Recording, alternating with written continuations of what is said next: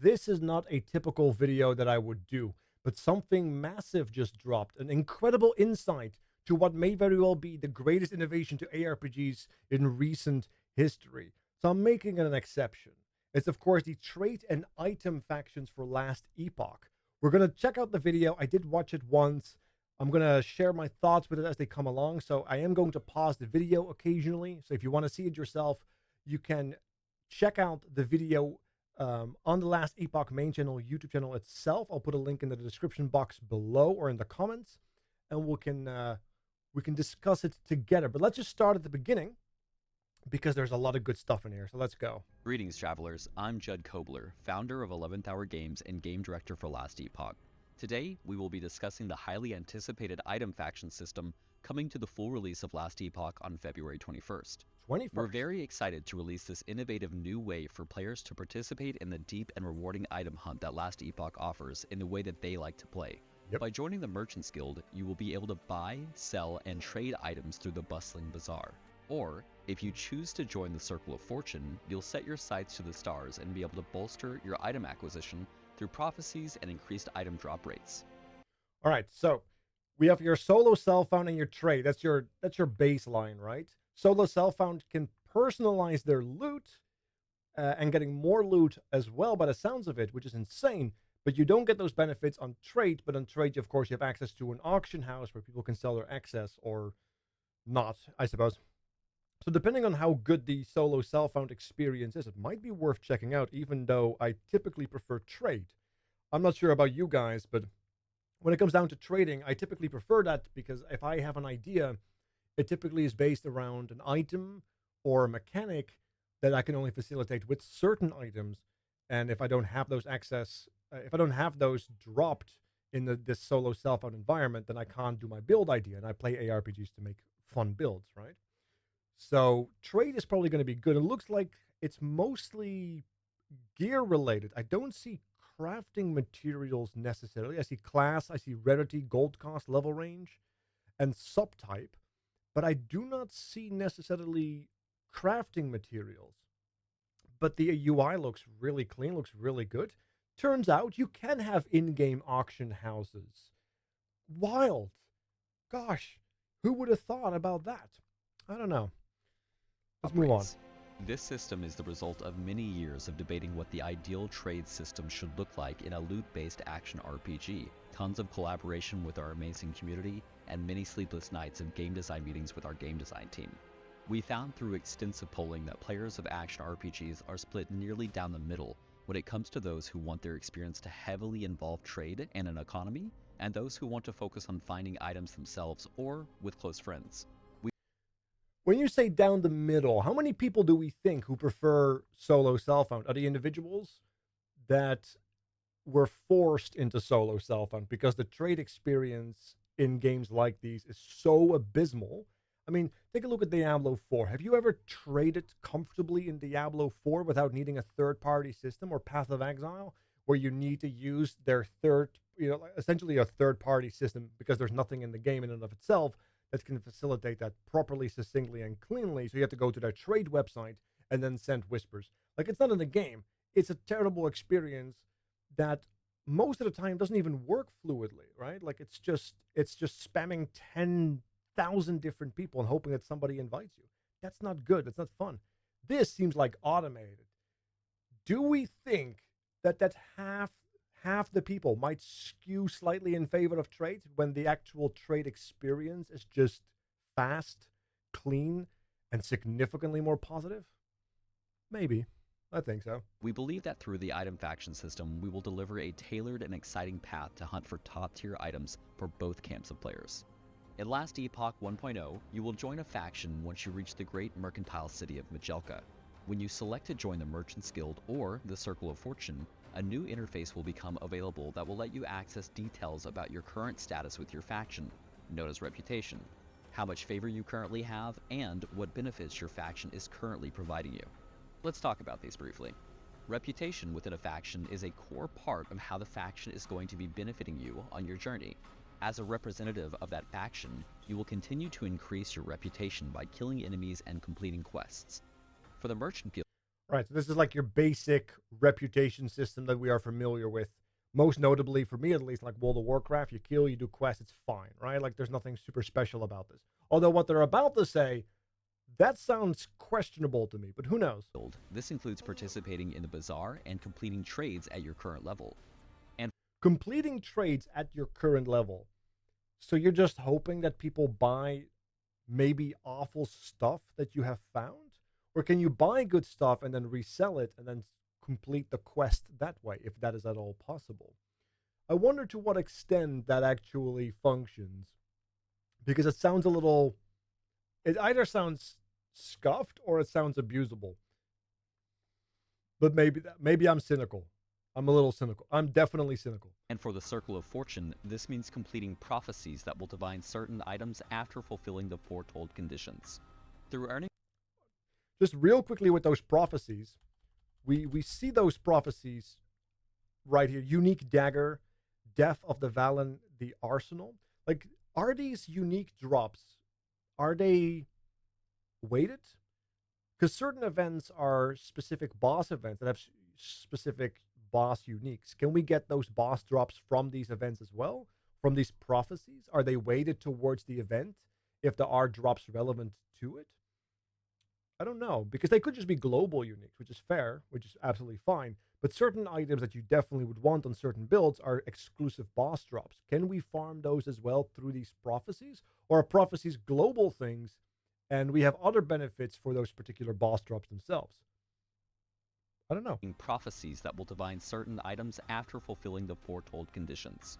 Through earning reputation, you will ascend ranks within your faction, earning you unique benefits and options. Once you have earned reputation within a faction, that reputation stays with your account in that game mode. This means if you rank up a cycle character, all of your other cycle characters will have that rank when they join the same faction and contribute to that faction's reputation gain. For those who do not know, cycles are like leagues. This should be common sense for most folk.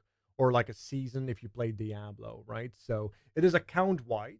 So if I make a bunch of ults, which I often do, if I have a maxed out bazaar, I can immediately engage with a maxed out bazaar for that old character, which is very comfortable. Very nice. You may switch factions and earn and maintain reputation with them with no penalty to your earned reputation with the other. There are currently 10 ranks to achieve in each. And there is a problem right there. We can switch without penalty, right? Now, they have mechanics in place that may facilitate the limitation of switching. But if there are items that are not tagged or items that can be traded that are not items that can be tagged, like if there are crafting resources or whatever, we might see people switch between the Circle of Fortune, do a bit of farming, then switch to the Merchant's Guild and then sell.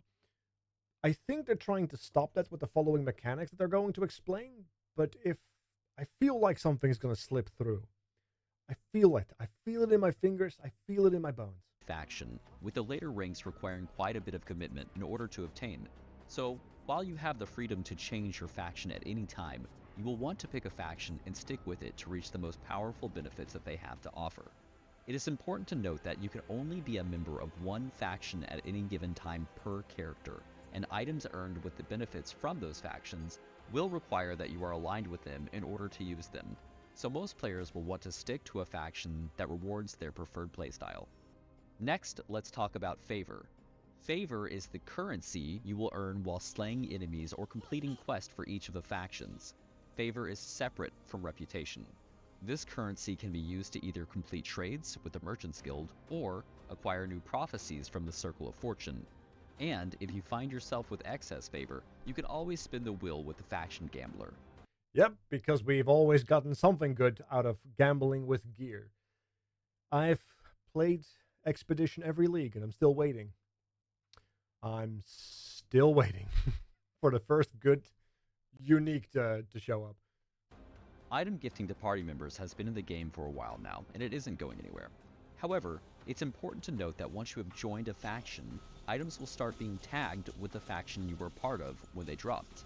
This means that while questing, if you are a member of the Merchant's Guild, and an item drops for you, that item will still be shareable with anyone who is in the party, like always, and be available to be sold, provided that you meet the rank requirements in the Merchant's Guild Bazaar. Just be sure that the person you are trading it to also meets the same faction requirements. The last use case we wanted to I wonder how that works with like friends, right? Because if you have a friend who's Circle of Fortune and then you have you being yourself a bizarre fella, I guess you can still trade, but they can't use it because it's tagged with your faction. So they would have to switch faction to be able to use that item, right? So there's a way to do that, I suppose. Yeah, that's pretty clever in the end, I suppose. Yeah. to solve for are friends who choose to play together and just want their own little trade group, which brings us to resonances, which are a new type of item that can be found when you are questing with your friends or party members. This item can be used to enable an item to be gifted specifically to the player that you have a resonance with, even if they weren't there when the item dropped. We know a lot of times players will play with their friends and then later you'll be soloing a piece of content and the perfect item drops for your buddy. Well, thanks to the new resonance system, you will be able to give them that perfect item the next time you see them. As those of you who I wonder how can that not be abused? Because what constitutes resonance, right? Like, is it an item that drops if you are playing together, and then it only is connected to the people that were playing with you at the time? Like, is it soul bound to that group when it dropped, or can I play with a different group, get an item, then use a resonance I got from them, and then use it on a different person I was playing with? Can you do that? Is there like some kind of like weird trick you might be able to? I'm assuming it's intended to like have a kind of a soul bound aspect to it for the group that you were playing with as it dropped. I'm not sure if we saw that on the tooltip. Let's see if there was. Oh yeah, resonates with kissing. So yeah, there's a soul bound aspect here to it, where you can only trade with this individual later. So you can stack up a bunch of resonance with a certain player and then farm by yourself. And if you happen to get that, that's very considerate. I like that. You know, if I had friends or anything. Let's move on. Let's move to the next part. based action RPGs know, trade and economy is a very complex and divisive issue to solve for when catering to a large player base and different playstyles, while keeping the item acquisition hunt feeling great. We can't wait to get your feedback on the system that we've come up with alongside you, and we thank you for all of your continued input and passion for helping make Last Epoch the next great action RPG. There is so much more to explore with the item faction system, so check out the deeper dive we have on our forums, and we look forward to seeing you in Last Epoch February 21st. Incredible. Absolutely incredible. So we can play solo self-found and actually get loot that we're hunting, or we can just play trade. That is an incredible thing. I wonder, however, how is it going to feel to farm things in trade? Because one of the only things that we have seen we can pay with, of course, is gold, right? Which makes sense because the Last Epoch uses gold. I'm trying to find like one of the trade UIs right here.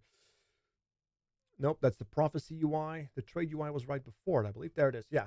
So we have a bunch of gold requirement and such. And also it seems that you have to occasionally use favor to be able to trade. So you can't infinitely trade. You have to play the game to be able to trade. Sorry, bots, bite me. That's very delightful. But that also means you can't become an auction house Andy, right? Like, I'm not sure if anybody else did that in the player's handbook. Then that's Dungeons and Dragons. Calm down. In World of Warcraft, where I just played the auction house as opposed to farming in the outside world because it was too annoying. And I wanted to make money because I had two professions that were able to make things back in, like Wrath of the Lich King and such. And I didn't want to farm. So I just played the auction house, got a bunch of excess gold, bought the raw materials, then crafted the stuff for the raid, and then started raiding.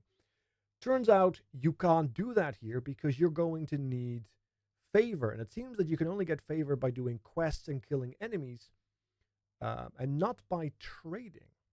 It takes favor to trade. That is an interesting solution to like the bots and the auction house boys, so to speak. I like that. I'm looking forward to it. This could be massive. Although it seems, I wonder what determines the favor price, because I see 5,000 on the left, 5,000 on the right. I see this rare with only 390, but the gold cost is much higher. So it doesn't seem to be based off gold cost. Maybe it's item level, or maybe it's rarity in and of itself. But then the uniques might be even more, but we can't see them right now. The Dragonflame Edicts and the Riowind's Fortress are just out of reach. And as far as the Circle of Fortune goes, as you can see right here, affixes are 50% more likely to be exalted, which is insane. Like, there are some massive benefits.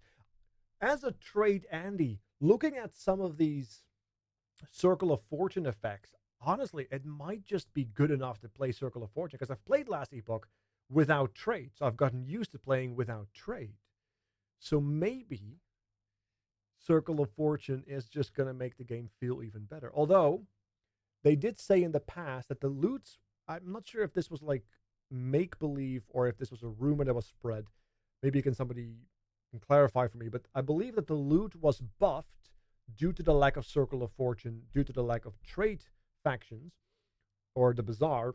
So they buffed the loot in the beta, so to speak, to give people a good chance of getting things and testing things. So I wonder if with this system, the base loot will drop and then the Circle of Fortune will put it back to where it was, maybe even slightly better. And everybody who is going to play trade is going to feel very awful for the foreseeable future until the economy starts getting going. Also, what is the best way to farm money? Well, it turns out I don't have any viruses, so that's good. So, incredible insight to the future of Last Epoch, that's for certain. My God, I am excited. February 21st, they said, right? I wonder what time zone, considering I'm from the Netherlands. I'm looking forward to it. I want shamans to be good. I want my lightning boys to be good. Or at least give me a volley bear build. I know there's an ice bear build because I've played the winter bear, but give me some lightning. Very, very frightening. Mamma mia, let me go.